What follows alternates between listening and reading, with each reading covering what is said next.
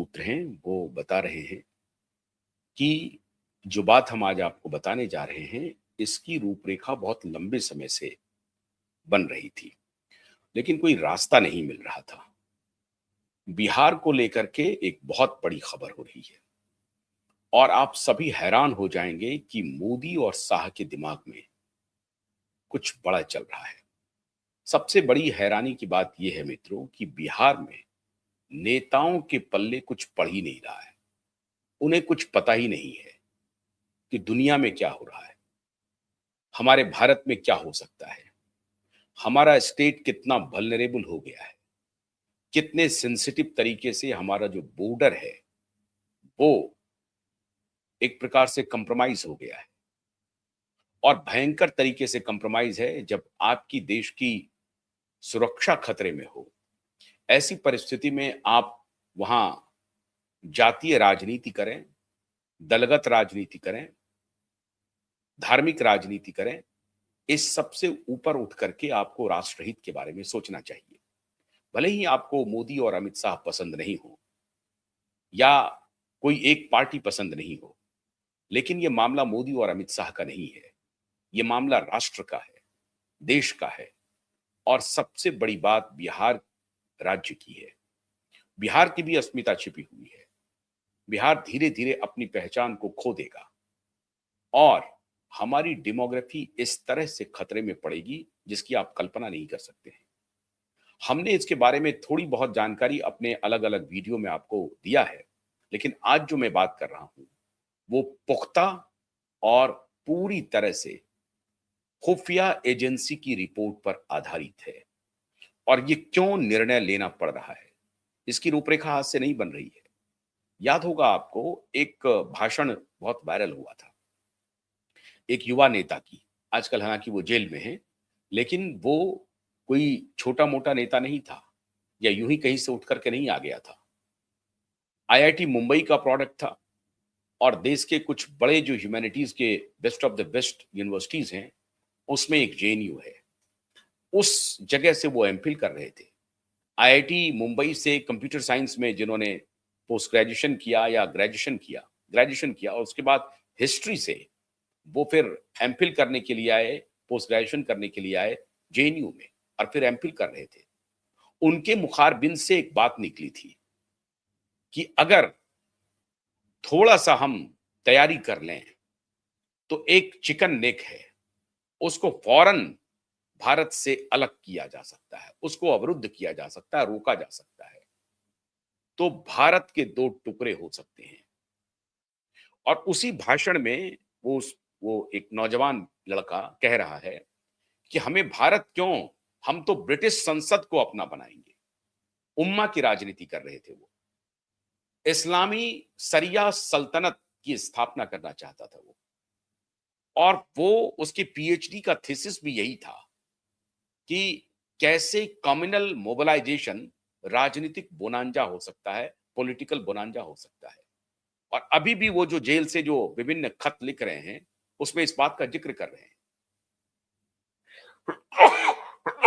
माफ कीजिएगा, कि कैसे कम्युनल मोबिलाइजेशन पॉलिटिकल बोनांजा हो सकता है।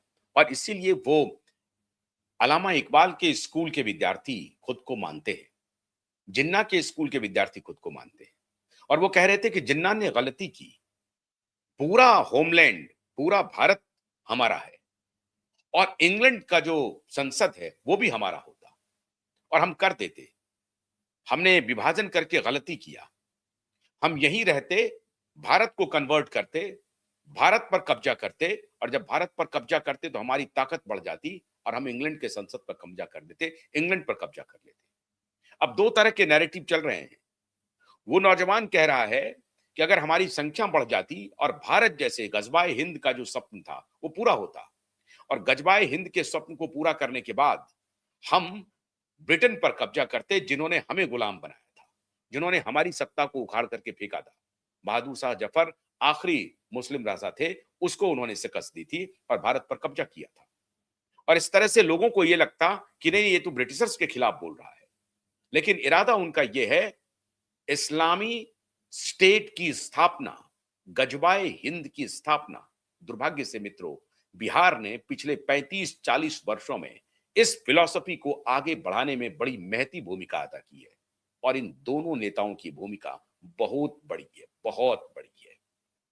और अब वो इंटेलिजेंस की सारी डिटेल्स सामने आ रही है और वो सज्जन भी उसी बिहार से आते हैं, वो नौजवान भी उसी बिहार से आता है। संजोग बस मैं व्यक्तिगत रूप से उसे जानता तो नहीं हूं, लेकिन उनके परिवार को जानता हूं, व्यक्तिगत रूप से उनके परिवार को जानता हूं। ये भी एक संयोग है। बड़ा ही पढ़ा लिखा परिवार है। देखने से आपको राष्ट्रवादी दिखेगा, लेकिन अंततः वो इस्लामिक स्टेट के पक्ष में खड़ा हो गया है। गया का रहने वाला है वो।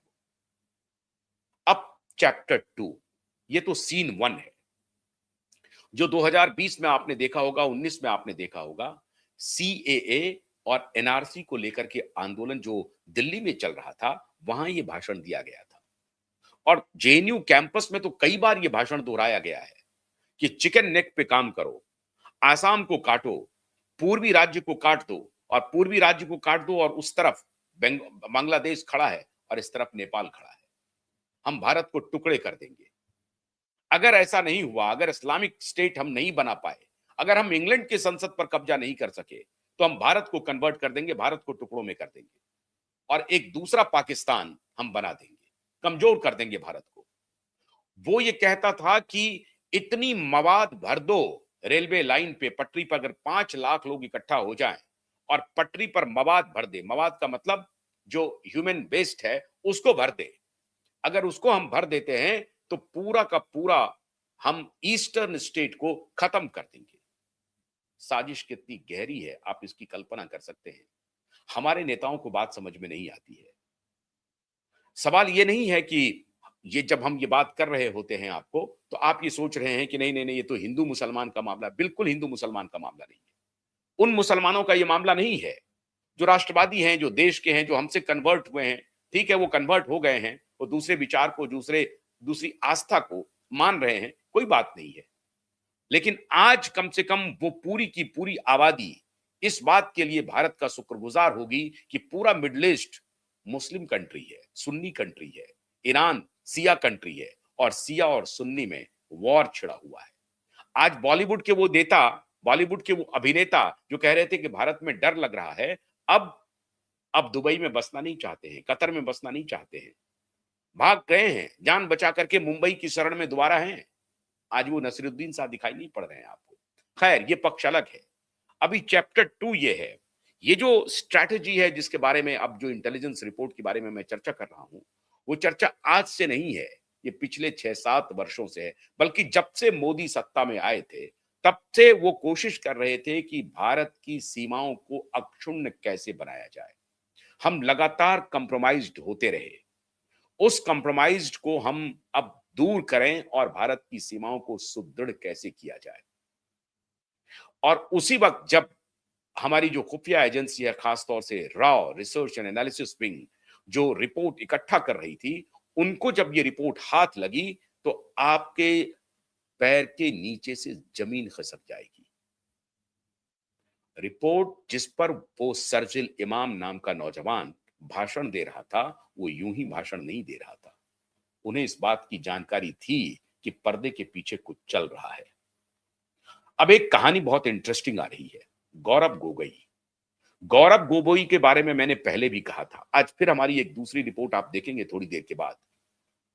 गौरव गोगोई की पत्नी का पाकिस्तानी एजेंसी से रिश्ता है। ये पूरा का पूरा इलाका कंप्रोमाइज्ड है मित्रों, पूरा का पूरा इलाका कंप्रोमाइज्ड है। और अभी चैप्टर 2 जब मैं अब आपको बता रहा हूं, ये जो कॉन्स्पिरेसी थी, जो सर्जिल इमाम ये बोल रहा था कि चिकन नेक को काट देंगे, तो ये आज नहीं बोला जा रहा है। आज तो एग्जीक्यूशन पर भारत सरकार आ रही है और पूरी तरह से मन बना लिया है।